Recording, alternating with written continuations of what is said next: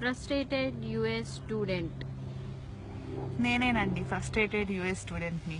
BTech అయిపోయింది, సంవత్సరం ఖాళీగా ఇంట్లో ఉన్నాం, ఏం చేయాలో తెలీదు. అందరు అమెరికా వెళ్తున్నారు, అబ్బా అమెరికా అనుకుంటా వచ్చాను. అమెరికా వచ్చా, ఏం చేయాలో తెలీదు. సిలికాన్ వ్యాలీ, NPU ఉన్నాయి రెండు, మాలాంటి వాళ్ళ కోసమే. వీసాలు ఇచ్చేసారు, వచ్చేసాం ఫ్లైట్ ఎక్కి.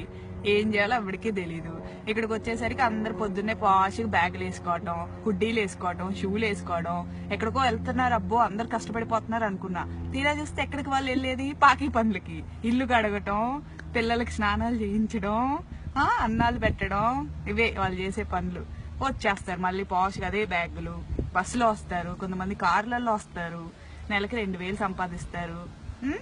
అయిపోయింది, వస్తారు, ఇంటికి వస్తారు, వండుకుంటారు, తింటారు, పడుకుంటారు. ఇక్కడ ఇల్లు చెప్పలేనంత కాస్ట్లీ, ఒక్కొక్కటి 3000 రెంట్.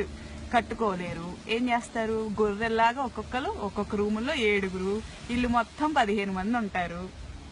సో 300 కట్టుకుంటారు.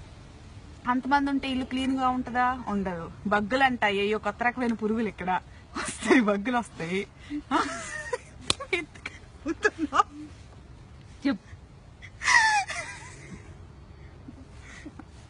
బగ్గులు ఉంటాయి, ఏయో ఎంత పురుగులు అవి కొడతాయి. కొడితే డాట్లు ఉంటాయి అనమాట. కొడతాయండి, డాట్లు వస్తాయి అంటే ఏవో 2. వచ్చిన కొత్తలో తెలిసింది, రెక్స్ఫోర్డ్ అని అక్కడ ఉన్నాం. ఏవో కుట్ని, ఏమైందా అని చూసుకుంటే ఏవో ఇక్కడ 2 ఉన్నాయి అన్నమాట. చూస్తే ఏంటంటే బక్స్ అన్నారు. బక్స్ ఏంటా అని గూగుల్ చేసా, మనకు తెలియదు కదా. చూస్తే కనపడ్డాయి, ఏదో ఎంత పురుగు ఎంత ఉంది. నల్లులు అంట, ఇండియాలో నల్లులు అంటారంట వాటిని. అవే కుట్ని అంట, నన్ను నాకు తెలీదు. సరే అయిపోయింది, వదిలేసా. తెల్లారేసరికి ఒళ్ళు మొత్తం కుట్టిపెట్టినాయి, అయిపోయింది, రక్తం పీల్చేసినాయి.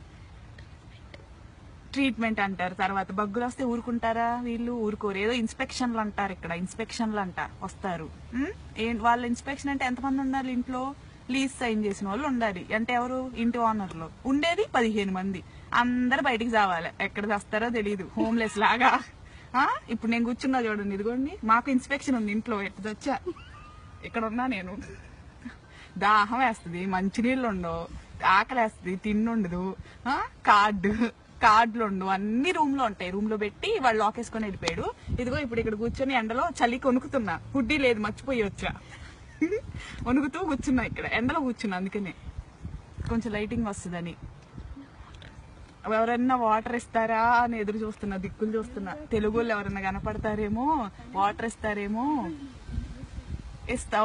ఇస్తారేమో అని చూస్తున్నా. ఎవడో కనిపించట్లా, అందరు ఇళ్లలో రూమ్ లో లాక్ వేసుకొని కూర్చున్నారు. సాయంత్రం దాకా ఇక్కడే చావాలండి, 4:30 దాకా. ఒక్కరోజు దొరుకుద్ది. నేను పాకి జాబే చేస్తున్నా, ఒక్క జాబు దొరుకుద్ది హాలిడే ఇంట్లో కూర్చోడానికి. అది లేదు. ఇదిగో ఇక్కడే దిక్కుమాలిన స్థితి. ఇక్కడ తెచ్చా నేను, చూడండి, ఇలాంటి స్థితిలో ఉన్నా నేను. ఎవరు వద్దండి, అమెరికా వద్దు, ఏమొద్దు, ఇండియాలో ఉండండి, హాయిగా బతకండి ఇండియాలో. ఇదే నా కంక్లూజన్. సెలవు.